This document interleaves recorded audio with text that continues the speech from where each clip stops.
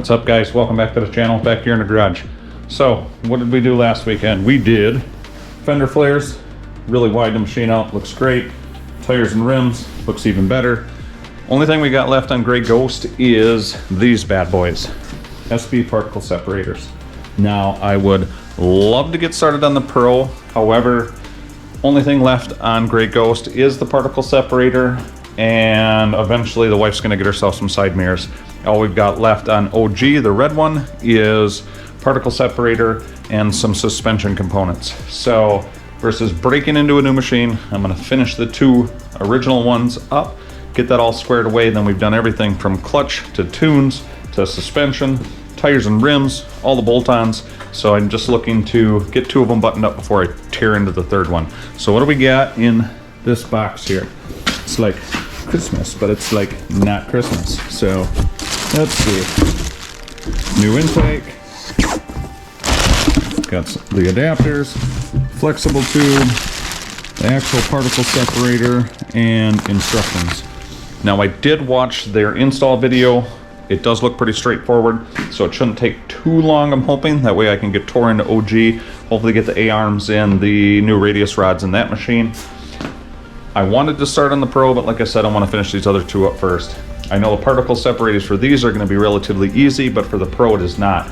You've got to take the rear panels off, you've got to take the panel behind the seats, you've got to take the floor pan, half of the dash apart. You've got to pretty much take 3/4 of the plastic off of the machine to install the particle separator on that. So we're going to button up these two first and go from there. Now I do want to listen to some tunes, so we're just going to get us ramped up into a time lapse, go from there.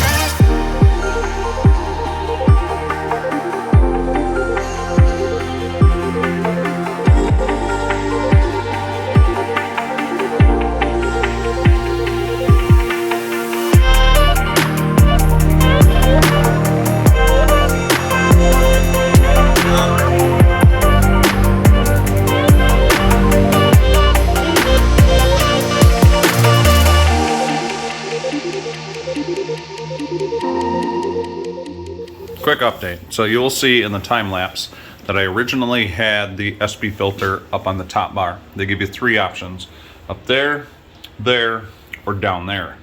The issue with it being up on a top bar was if you were wearing a helmet or riding a machine, your head's gonna be banging up against the back of it, so we had to relocate it. Well, there we had an issue with the spare tire rack, so we had to go up with the spare tire rack. However, we cleared everything. You're not gonna be banging your head up on it. The spare tire rack fits like it's supposed to. We had an oops though. Right there, you can see it looks to be like a cast iron clamp, so it's not very strong. So when you tighten these down, don't tighten them down too tight, otherwise you end up like this guy. So we're going to move on to the next step and keep on moving forward.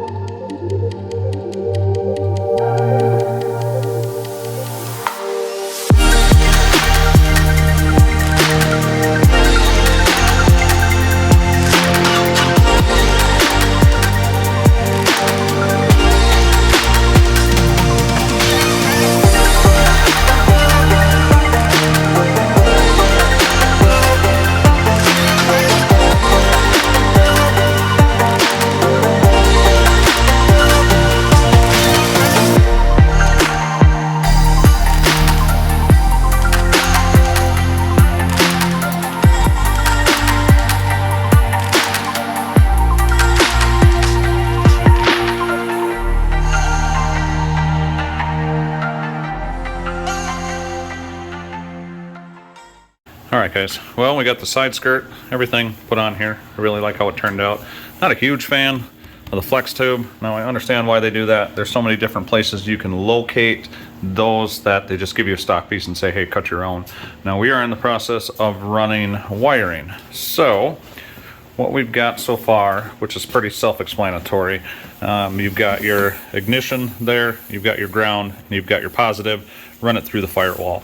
Now they give you kind of a ballpark on where they suggest you route the wiring, and I'm going to go up over the steering column, down along the side. I'm going to remove all my push pins and rivets and stuff here, run it down underneath, and then spit it out the back. Now they did send you with plenty of zip ties, wire harness fasteners, stuff like that. So getting close. Could have done without breaking the clamp, but it'll be good for now. We'll get another one on order, replace it, and go from there. 2 hours later. Took the time and made sure that where they wanted you to route the wires up underneath here, there's a plate that comes back to about that far, and they just ran them under there, and I could see those getting crushed. So with my buddy's help and a couple tools, we were able to get the wires down past that plate, and they fell down inside of here, so they're not just getting crushed. From there, you route it to the back, and then it is install everything back here. Now there is a QR code that gives you all the instructions to install this stuff, which is very helpful. Otherwise, they do have a video on their website. But you got the fan sensor here, it goes to the ignition coil. That picks up the RPMs, or the amount of fire coming off your ignition coil, which eventually tells your fan how fast and when it should turn on to the high speed and the low speed. Now to test that, you turn your key on. You can barely hear it. It's extremely quiet. You put your hand underneath the exhaust, which is right here, and you'll be able to feel air coming out of there. You rev the machine up at that point to about 4,000 RPMs, and when you rev it up to about 4,000 RPMs, you can hear the fan compensate accordingly. So at this point, it is pretty much button up all the wiring, get everything squared away. Now there is a couple holes, you cannot see them. Let me grab my flashlight. Alright, we'll use the big dumb flashlight. You can see there is a couple holes right there, and they send you with push pin style, almost rivets with the wire harness adapters, so you can tuck everything else in there. So close, yet so far away. So I'm going to get that buttoned up and keep moving forward. Gray Ghost is officially finished up. I've got to replace that one clamp that my dumbass broke, but it is what it is. So between the mud flaps, which is going to cut the air, should get me at least 106 miles an hour. The SB Particle Separator should be up to at least 410 horse. No, just kidding. I guess the biggest challenge of all that was routing wires. But as you can see, everything's all tucked up in there. Couldn't even tell I was in there. Everything's routed up underneath the dash, hidden up there, so we ain't got no pinch points, nothing like that. As far as the SB Particle Separator reviews, I would say fitment is good. I'm still not a huge fan. I'm not sold on that, but there's thousands of them out there. Guys are running them all over the place, so hopefully we don't have any issues. So from here, I am going to get this beast outside, and then I am going to pull in OG, get working on some suspension, and get another SB filter in there. So on to the next adventure, guys.